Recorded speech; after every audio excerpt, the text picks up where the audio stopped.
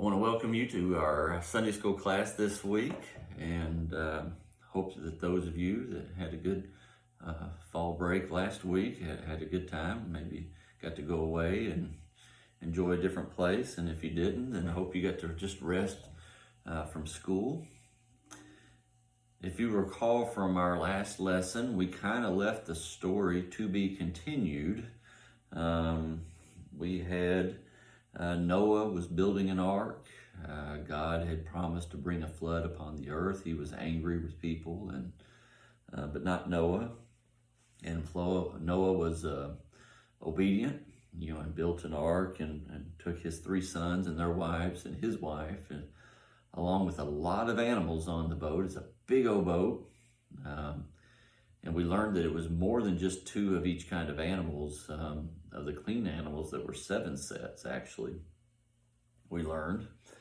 And that the flood, in fact, did come and did cover. It rained 40 days and 40 nights, and did, in fact, cover what the Bible tells us is it covered the earth, or at least that region. We don't know for sure. But all living things, except for what was on that boat, died, animals and plants and people. If it wasn't on that boat, then it did not survive. And that's where we left the lesson off last week. And so this is the part 2 of the lesson. And so we find Noah. He and his family and all the animals are floating on this big old boat on the earth, and eventually the rain stopped after the 40 days. The water's really high above all the mountains, and I guess Noah could see no land at all, and so they were just sitting on this boat, biding time. And I imagine they were very bored. They didn't have internet back then, so they couldn't scroll on their phones and play Fortnite or Yahtzee or whatever it is, all the little games that we play on our phones. And so they had to feed the animals, kept them fed, and I always wonder how he kept them from eating each other, the tigers from eating, the lambs and stuff like that. But I suspect with God's will, he found a way. I think I have a friend here. Hi, Clementine. You want to say hello to everyone? Yeah. Oh, hello. Oh, I'm the Bible. Okay. Yeah, that's not. Oh, you want to do the workbook? Well, you have to wait a little bit, then we'll do the workbook. So, in any event, now the waters start to recede. They start to go down. And it tells us that Noah, I guess, from his vantage point, couldn't really see what was going on. So he sent a bird, a raven at first. He would send it out to see if the raven would, I guess, come back or find any leaves or anything and bring it back. And each time he sent the raven out, the raven would return. And so he waited 7 days, and then eventually he sent out a dove.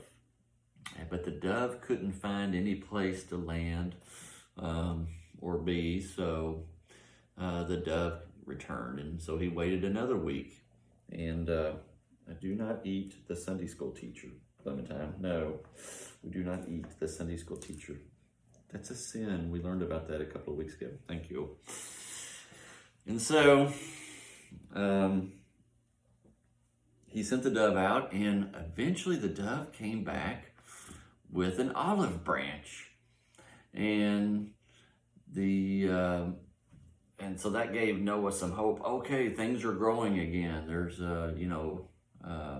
things out there. There'll be food once again. So they waited a little bit longer. Oh, good grief.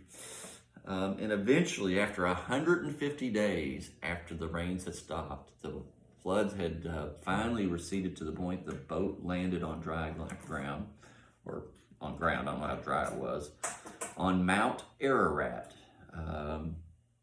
And we know about approximately, we believe we know where Mount Ararat is today. It's in modern day Turkey. If you took a map out, you could see where Turkey is.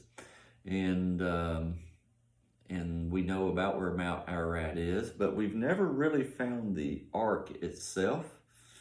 There's a possibility it's been found. There's some interesting archaeology that's happened in that area. And you can YouTube it if you want, and put search for the ark, and you'll see what different people think are the remains of the ark. And it could be, it could not be, don't know. To me, it doesn't make the story any less believable because the ark hadn't been found, since we know it was made of wood, and it probably, we know that's been at least 4,000 or 5,000 years. So I would be very surprised if any part of it was left, being that wood decays over and rots over a short period of time. But nonetheless, it's kind of interesting if you ever want to do a search on that and kind of see some of the programs. They're kind of cool. I enjoy them. So the waters receded and the ark landed on Mount Ararat. And God told Noah to leave the ark. He and his family could now leave, I guess he felt like he was in the longest time out in the history of the world. He was there for over 6 months in this boat. And so I'm sure he was ecstatic about getting out of that boat and just walking around and letting all the animals out. And he told God and the animals to go and multiply, let's rebuild the earth, the population of the earth. And so that's what happened.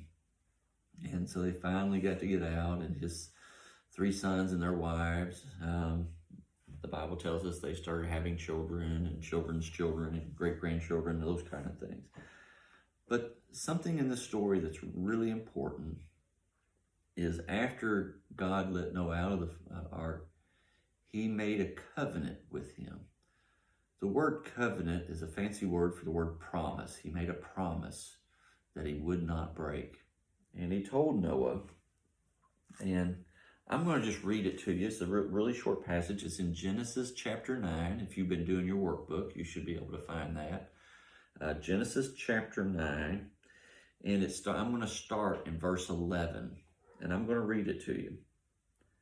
I establish my covenant with you, that never again shall all flesh be cut off by the waters of a flood, and never again shall there be a flood to destroy the earth.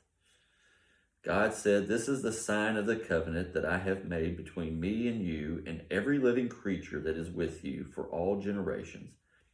I have set my bow in the clouds, and it shall be a sign of the covenant between me and earth.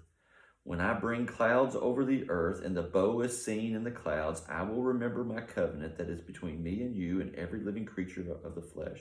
And the waters shall never again become a flood to destroy all flesh. When the bow is in the clouds, I will see it and remember the everlasting covenant between God and every living creature of all flesh that is on the earth. And God said to Noah, this is the sign of the covenant that I have established between me and all flesh that is on the earth. So what do you think it means when he said a bow in the clouds? Oh yeah, that's right, a rainbow.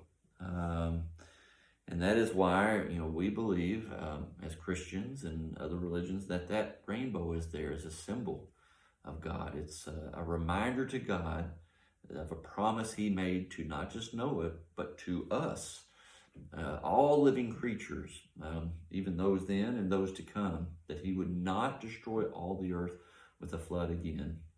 In fact, not until Jesus comes again, the second coming, which we'll talk about later, will the earth be restored, not destroyed, but restored, so to speak. But so he's made the promise. And let me tell you something, when God makes a covenant with you, a promise to you, I can tell you he never, ever breaks it. And God has made another promise, several promises to us. We're going to learn about another covenant in a few weeks with Abraham that God made. That's a really interesting one. But God has made another covenant with us that Clementine. Yeah, God has made a covenant with you too.